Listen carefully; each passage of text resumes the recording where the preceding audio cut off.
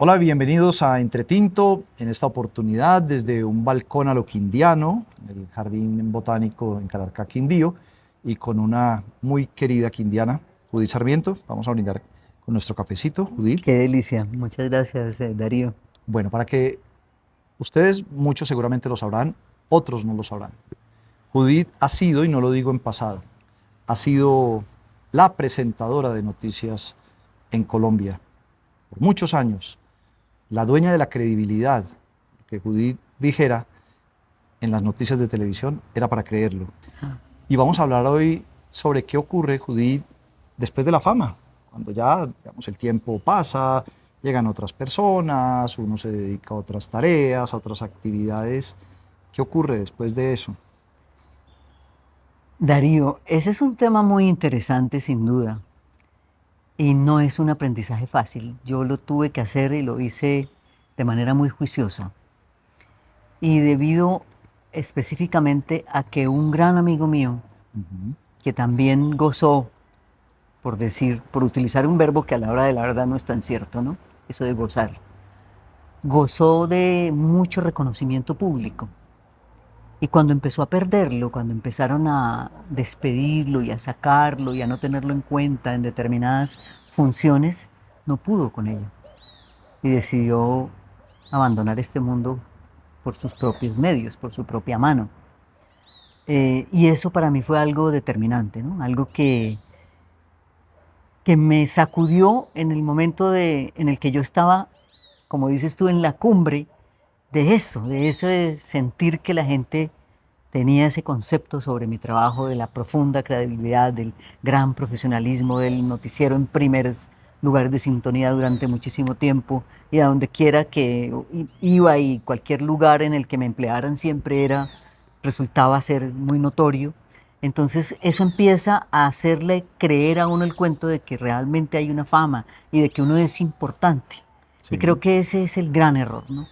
El gran error en el periodismo, lo digo fundamentalmente, es creer que el periodista es importante, cuando lo importante son los sucesos. Y generalmente las empresas que te emplean. Sí. El día que tú te vas, la empresa sigue y sigue siendo la empresa importante que hace periodismo con otras personas que ya no eres tú.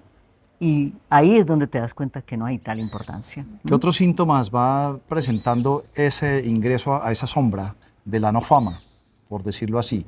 El abandono de las personas, la indiferencia de otras, el estarle recordando de pronto que ya no lo es o que lo fue. Fíjate que a mí no me tocó esa parte, nunca alcancé a llegar allá. Justamente creo que la muerte de mi amigo me permitió hacer algo antes de, reflexionar antes de llegar a ese punto, Sí. buscar ayuda antes de. Y la busqué y le voy a dar el crédito a la persona que me dio esa ayuda porque es una de las personas que yo más quiero en el mundo, que se llama Luis Felipe González, psicólogo. Y me enseñó una cosa maravillosa, maravillosa, que hoy se las quiero compartir para quienes vean de pronto esto y estén sintiendo eso mismo, que llega un momento en cualquier profesión en el que estás arriba y otro día estás abajo. ¿Igualito a qué? A un carrusel. Sí. Eso me lo enseñó Luis Felipe. Es como un carrusel. Entonces tú tienes que aprender a subirte al carrusel y a bajar del carrusel. El carrusel da la vuelta y de pronto estás arriba, arriba, arriba. Hay carruseles en muchas ciudades del mundo Sí. y desde arriba ves toda la ciudad y luego baja, baja, baja, baja y abajo no ves nada. Pero además hay gente que se encarga de subirte Ajá. y de bajarte. Exactamente. Esos son también Los operadores del unos carrusel. actores, Exactamente. delicados para tener en cuenta, ¿no? Entonces él me enseñó a eso. Él me decía, tú lo que tienes que saber es cuándo subir y cuándo bajar. Te subes al carrusel, te bajas del carrusel, no pasa nada. Decidirlo uno. Exactamente, mañana te vuelves a subir. De hecho, yo no he podido nunca bajarme del carrusel, la verdad. Es que yo he estado siempre en el carrusel, a pesar de ya no estar en las noticias. En donde quiera que estoy, me pasan esas cosas. Vuelven y me suben al carrusel, entonces yo me encaramo otra vez en el carrusel, me bajo del carrusel y me voy para mi casa. Tranquila y dulcemente, sintiendo eso, que es una parte de la diversión de la vida.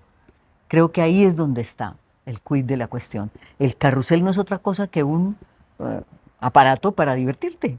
¿Sí? Pero, Judith, entonces eso significa que su ahorro de prestigio y de fama le ha alcanzado para seguir girando sobre él, o lo ha estado renovando para seguir girando sobre él, porque al final de cuentas, pues nunca ni la han bajado del carrusel ni usted se ha bajado. Usted ha podido seguir manteniendo ese nivel a su gusto.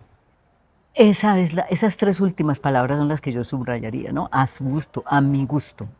Yo paso larguísimas temporadas de, si se puede llamar, ostracismo, ¿no?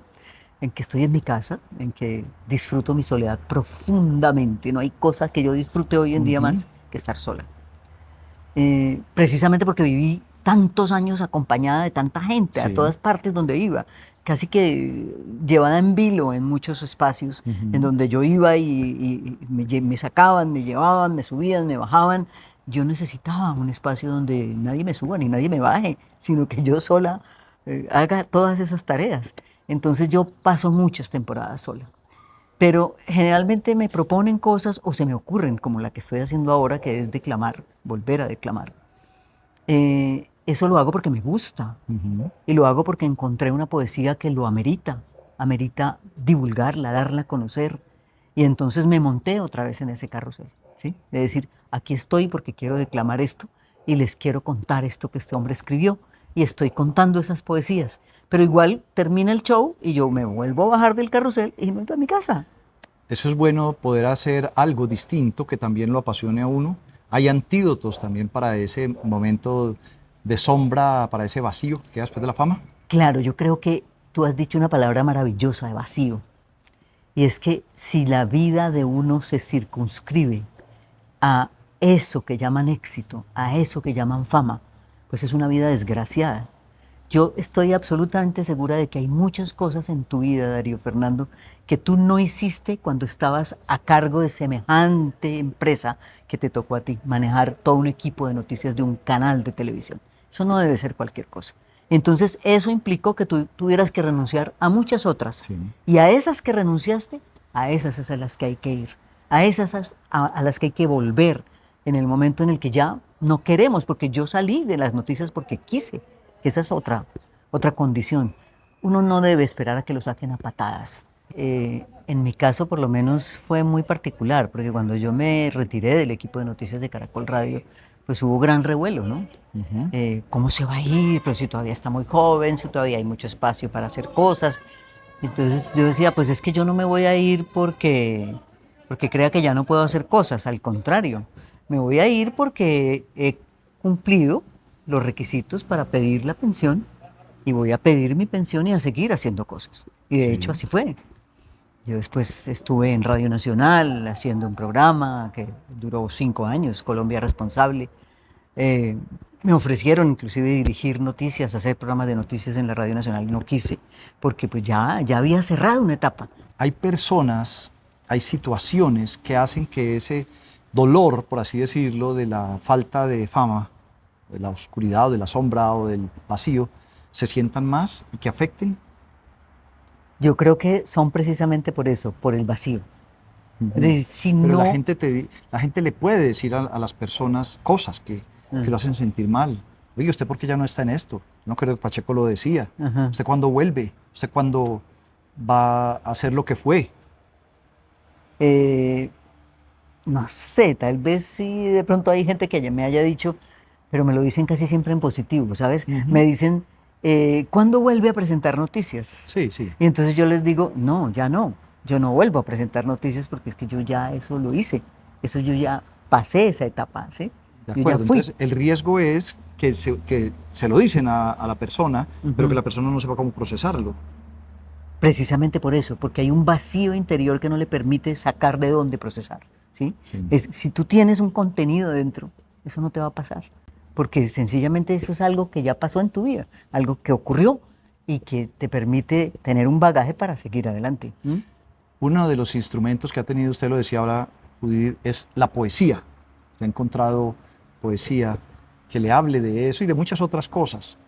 Por ejemplo, ¿a quién podríamos citar en este momento aquí, entre todo este paisaje de Jardín Botánico? Uy, este paisaje es perfecto para un poema de Antonio Machado, que se llama La gracia de tu rama verdecida. Ponle cuidado a ese texto y yo creo que No necesito agregar más palabras después de oírlo. Árbol. Buen árbol que tras la borrasca te erguiste en desnudez y desaliento sobre una gran alfombra de hojarasca que removía indiferente el viento. Hoy he visto en tus ramas la primera hoja verde, mojada de rocío, como un regalo de la primavera, buen árbol del estío. Y en esa verde punta que está brotando en ti de no sé dónde, hay algo que en silencio me pregunta o silenciosamente me responde. Sí, buen árbol, ya he visto cómo truecas el fango en flor y sé lo que me dices. Ya sé que con tus propias hojas secas se han nutrido de nuevo tus raíces. Y así también un día, este amor que murió calladamente, renacerá de mi melancolía en otro amor igual o diferente. Sí, buen árbol, tu augurio risueño, tu instinto vegetal no se equivoca. Soñaré en otra almohada el mismo sueño y daré el mismo beso en otra boca. Y en cordial semejanza, buen árbol, quizás pronto te recuerde cuando brote en mi vida una esperanza que se parezca un poco a tu hoja verde. Bueno, nada más que salud Salud. y gracias por este entretinto, Judith, Delicioso. por todas sus lecciones. Gracias. Salud a ustedes.